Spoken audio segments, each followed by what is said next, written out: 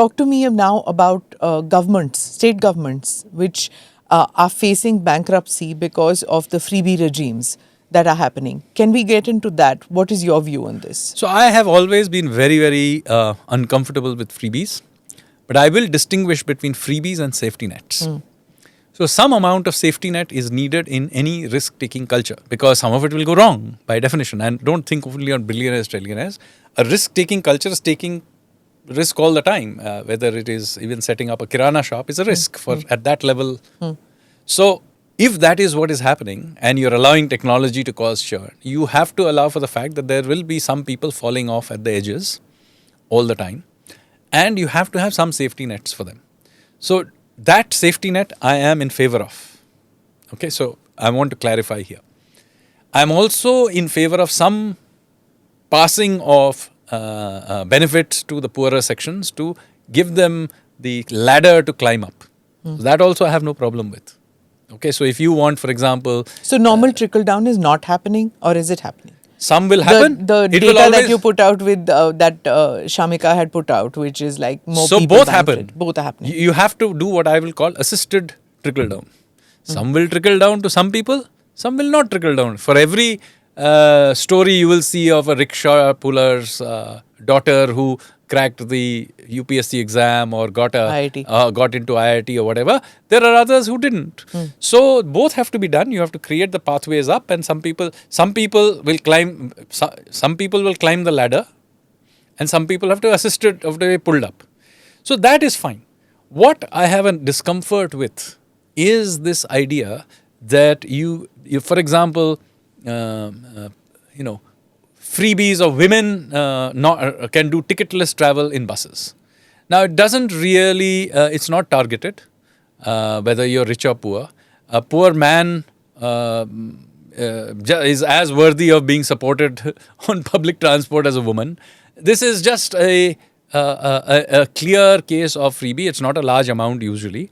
And most people should be able to pay that. You can subsidize it to some extent, but this is an example. So should be tagged to the economics of it all. Yeah, but you wouldn't be able to do it in any case. Most people using public transport come from a relatively lower strata. You can subsidize it up to a point, but having these populist things that, I have but all these Mahila things of Behna, this Behna, so you have to be very, very careful with all. doing all of these kinds of things. And I am particularly uncomfortable with creating, many states have done, having very generous pensions for civil servants, for example. You have to be very, very careful about doing this because you are effectively creating liabilities for the next generation. Because most pensions, now you can have pay-as-you-go schemes, but if you are creating systems that will be paid out of current revenues, then be very, very clear that as our demographic turns at the end of this cycle, after 25 years, the population of working age will shrink. And you will be loading that shrinking working population with the pensions of the previous generation. And they will not be able to pay it. And so what you have, for example, in Europe, you are continuously extending out the retirement age. There is discussion in several European countries of taking it as high as 75. France today has more people getting pension than it has people working.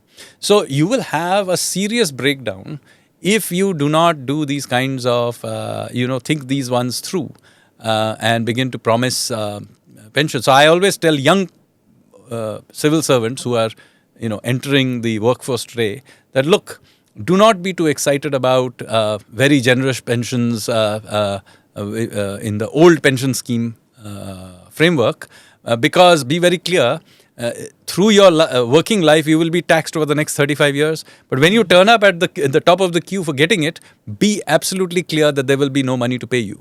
So you should be the one bunch of people who should not be excited about this because the demographics will not support it. It's just the arithmetic doesn't work.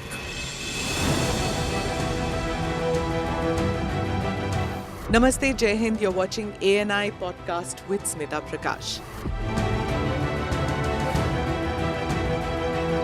अगर हम उसको मस्जिद कहेंगे तो फिर विवाद होगा। The issue is टूटा है क्या भारत? 400 पार का मतलब ये है कि संविधान खतरे में है। क्या हम लोग ये निर्देश देते हैं कि फला को गिरफ्तार करके जेल डाल दें? वही तो कह रहे हैं सब। ये बेबुनियाद निराधार आरोप। सच्चा सुनना चाहो देखो स्मिता प्रकाश ANI. It does not lie.